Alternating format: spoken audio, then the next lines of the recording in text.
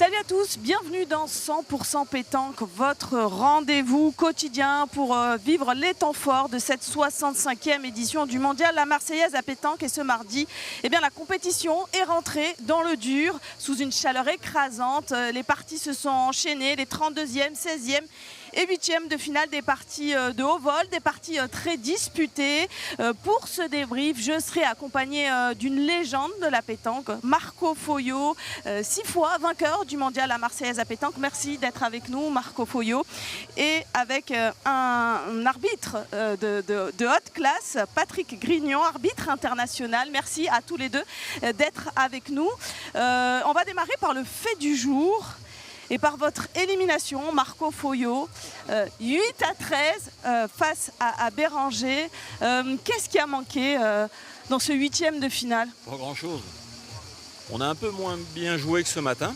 Ce matin, on avait gagné 13-5, 13-1. On jouait 5-6 boules par main.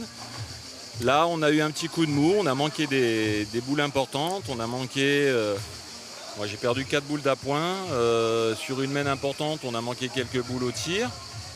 Et puis ça tient pas à grand chose parce que l'avant-dernière main, on est placé pour monter à 12. Le gars, il a une boule, il tire, il sort le but, donc on refait. Mais ça, c'est le charme de la Marseillaise et c'est le charme des allées. Hein. Il y a beaucoup de rafles, enfin, et malheureusement, on perd. Et ça vous chagrine, ça vous chagrine. J'ai un peu les boules, c'est le cas de le dire. Ouais. Un peu les boules, ouais, notamment de ne pas avoir pu jouer sur le terrain d'honneur qui vous a bien réussi hier face à Aimé Courtois. Bien. Et puis même, c'est un terrain qui nous convient bien. Et c'est un petit peu pour ça que je râle, parce que ça nous faisait faire les quarts, les demi et la finale, toujours sur le même terrain. C'était le côté magique. Voilà. C'est le regret que j'ai. Mais encore une fois, c'est du sport, c'est de la pétanque. Et nos adversaires ont bien joué, ils ont bien réussi. Ça s'est bien passé pour eux. Patrick Grignon, vous êtes arbitre international, vous arbitrez depuis 6 ans ce mondial à Marseillaise à pétanque. C'est vrai que le mardi, c'est une journée particulière. Oui, je dirais que toutes les journées c'est une compétition particulière. C'est la Marseillaise, le plus grand concours au monde. Mais d'arbitrer le mardi, c'est sûr qu'après, à ce stade-là, de toute façon, il n'y a pas de petites équipes. Hein. Alors le dimanche, on peut peut-être un peu en trouver, le lundi déjà beaucoup moins et le mardi certainement pas. Donc oui, il y a des chocs, il y a des surprises, il y a eu beaucoup de surprises. Les 8e ont été fatales à des grosses équipes, c'est ce qui fait le charme de la Marseillaise. Mais effectivement, mais l'arbitrage pour nous, que ce soit aujourd'hui, hier ou demain, c'est exactement le même. Alors vous avez arbitré de grands champions, notamment Marco Foio. Est-ce qu'il est facile à arbitrer, Marco Foio? Il faut lui poser la question. Marco est quelqu'un de facile à arbitrer. Marco, c'est un petit filou, voilà, tout simplement. Il va tester toujours un peu, mais Marco est quelqu'un d'intelligent. Il sait toujours là où il ne faut pas dépasser les bornes, tout simplement. Un peu filou, Marco Foio? Non, je ne suis pas filou. Non, je suis quelqu'un. Non, mais moi, j'aime les gens, j'aime déconner, j'aime les spectateurs, j'aime les arbitres aussi. Et je crois que je suis pratiquement, avec Fasino, je crois qu'on est les deux seuls, justement, à mettre en scène les arbitres. Moi, je joue avec les arbitres. Bon, certains n'aiment pas trop, je reconnais. Je suis le roi du carton avec Fasino. Ils aiment bien les oranges, pas les oranges, les jaunes, tout ça. Et Patrick le sait très bien. Mais ça ne me gêne pas. Je suis respectueux des arbitres parce qu'il le faut. Mais... j'aime bien déconner, j'aime bien quand c'est le bordel un peu, moi, ça me plaît. Et vous aimez le mondial à Marseillaise à pétanque? J'adore, c'est le plus gros concours du monde. Vous l'avez gagné à 6 reprises. La dernière remonte un peu? Oui, ça remonte un peu, là j'étais encore pas mal. En 2020, j'étais encore en finale. Avec Rocher, qui a été éliminé. Avec Rocher, que j'ai appris qu'ils sont tombés là maintenant aussi.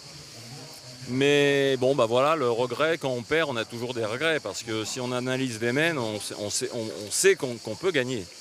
Malheureusement, on est passé à côté sur 2-3 boules et ça nous a coûté la partie. Voilà.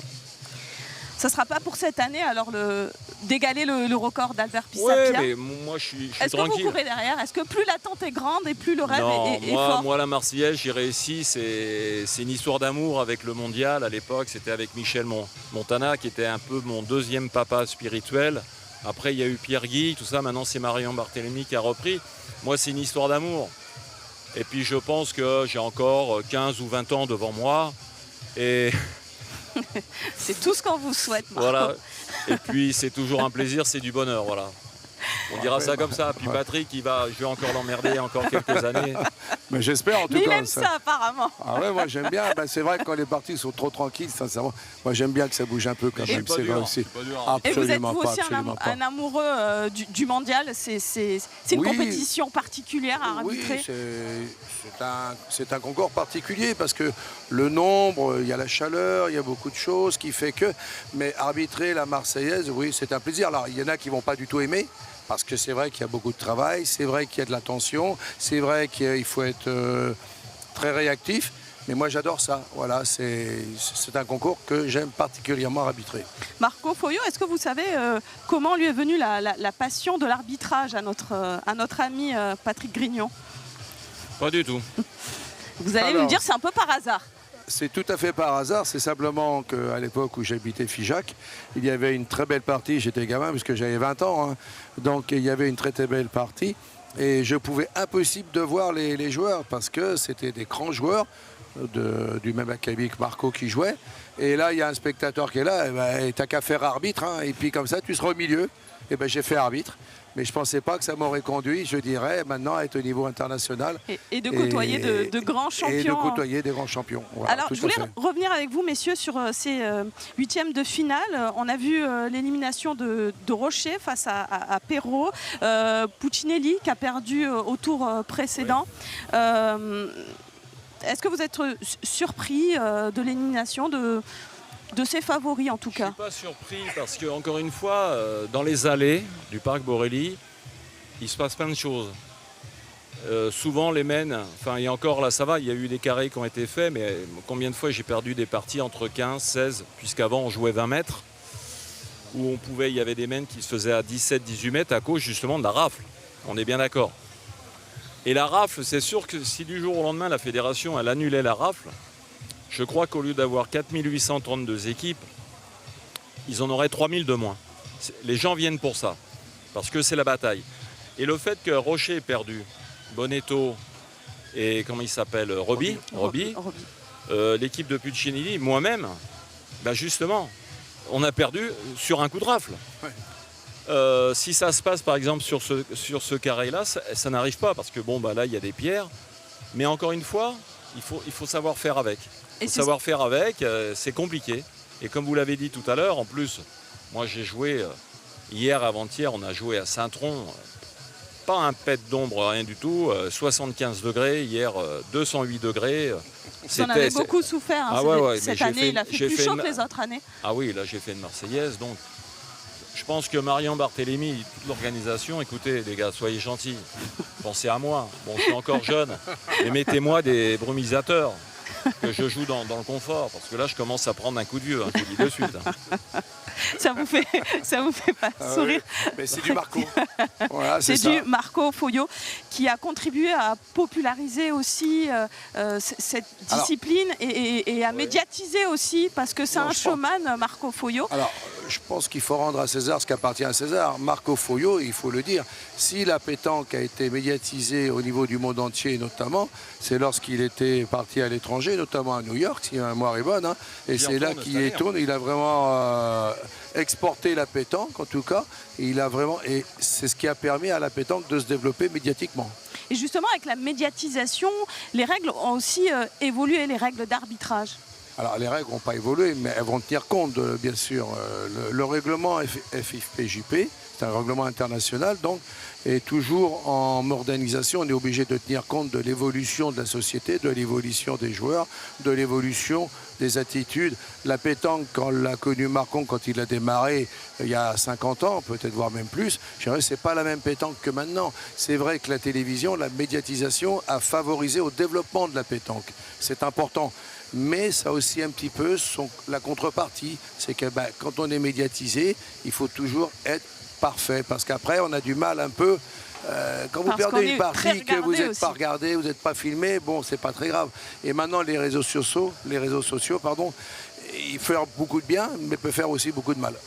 Alors, on a parlé des favoris qui donc ont quitté l'aventure du mondial La Marseillaise. Aujourd'hui, il y a le tenant du titre, le Malgache Rako Toarisoa, qui est toujours dans la course. On va en parler dans un instant, c'est notre chronique du jour.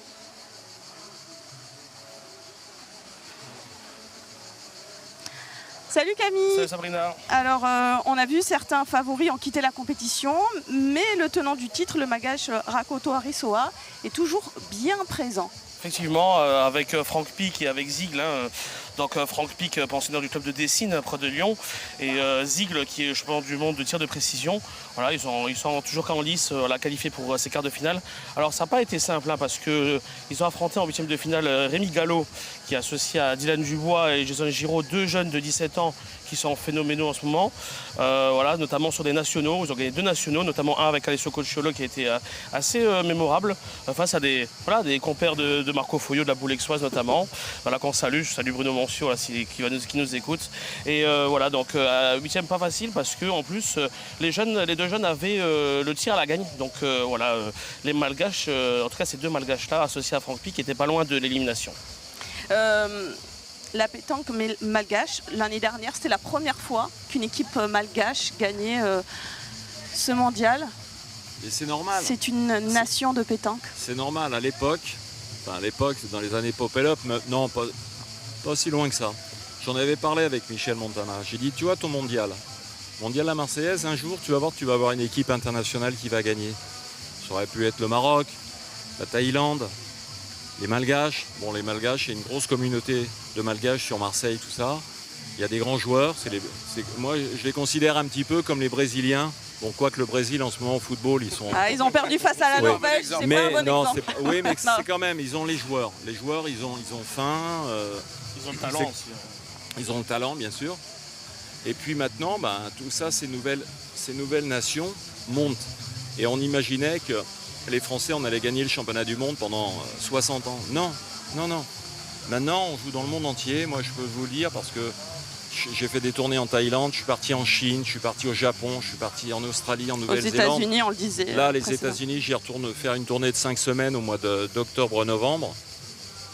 Et je vous garantis que le monde de la pétanque bouge.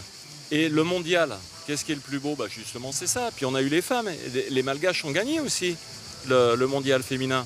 Donc c'est beau. C'est beau et puis c'est bien. Alors est-ce qu'il défendra son titre demain en finale ? En tout cas, demain ça joue. On va revenir sur le programme de demain. Alors demain il y aura les demi-finales que vous pourrez suivre sur notre antenne sur France.tv et France 3 PACA.